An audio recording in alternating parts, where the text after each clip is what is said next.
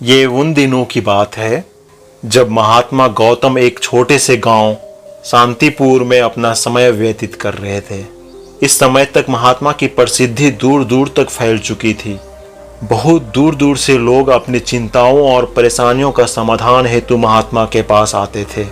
ऐसे ही एक दिन जब महात्मा शांतिपुर में अपने शिष्यों को प्रवचन दे रहे थे, तभी एक अधेड़ उम्र का व्यक्ति अपने नौजवान पुत्र को अपने साथ लिए महात्मा की तरफ चला आ रहा था। जब ये लोग प्रवचन स्थल के पास पहुंच गए तो महात्मा ने एक नज़र उन पर डाली और इशारे से बैठने के लिए कहा। जब प्रवचन समाप्त हो गए और सभी लोग वहां से चले गए तो महात्मा ने उस व्यक्ति को अपने पास बुलाया और बैठने के लिए कहा। मौसम बहुत सुहावना था और तरह तरह के पक्षियों की आवाज़ें गूंज रही थी। ऐसा नज़ारा देखकर उस व्यक्ति को अंदर से असीम शांति महसूस हो रही थी।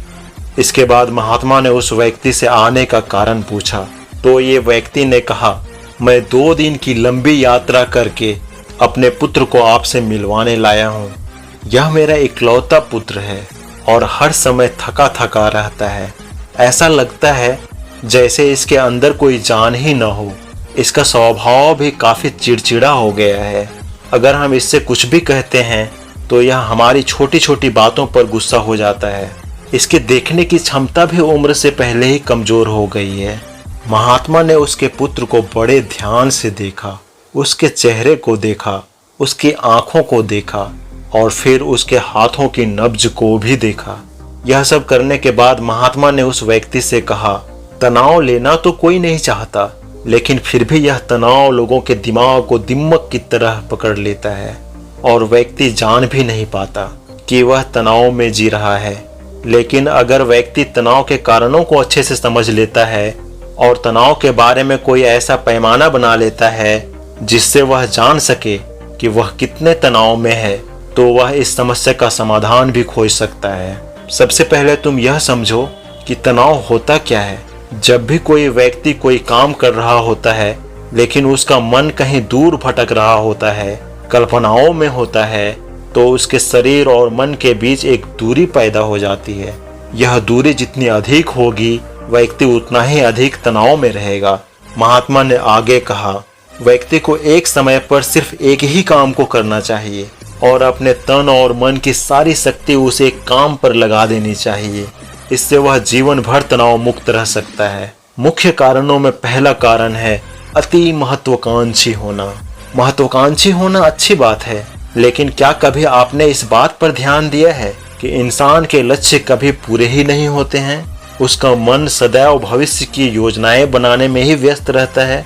उसका शरीर तो वर्तमान में रहता है लेकिन मन भविष्य में ही रहता है, जिससे मन और शरीर के बीच की दूरी पैदा हो जाती है और वह तनाव भरी जिंदगी जीने लगता है।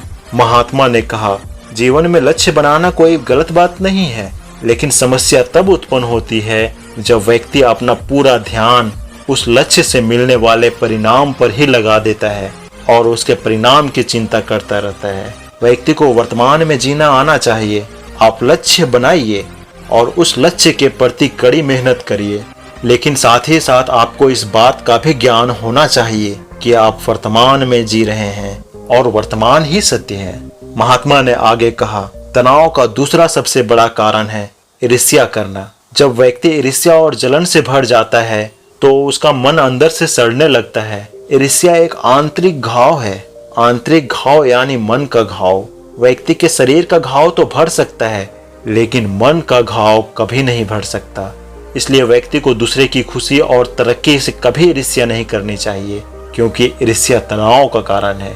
महात्मा ने तनाव का तीसरा कारण बताते हुए कहा, अपूर्ण काम करना। इसका मतलब है कोई भी काम को पूरा नहीं करना और इससे भी तनाव उत्पन्न होता है। इस प्रकार महात्मा ने उस व्यक्ति को तनाव के कारणों और उनके समाधान के बारे में समझाया। व्यक्ति ने महात्मा की बातों को ध्यान से सुना और अपने पुत्र को भी समझाया। धीरे धीरे उसके पुत्र की स्थिति में सुधार होने लगा और वह पहले से अधिक खुश और स्वस्थ महसूस करने लगा।